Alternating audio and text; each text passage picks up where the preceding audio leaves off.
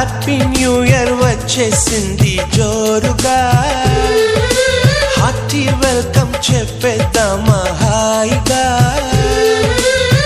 కొత్త కొత్త ఊహల్లో తెలిపోటియా, మనసులోని ఆశల్ని పంచుకో బ్రదర్.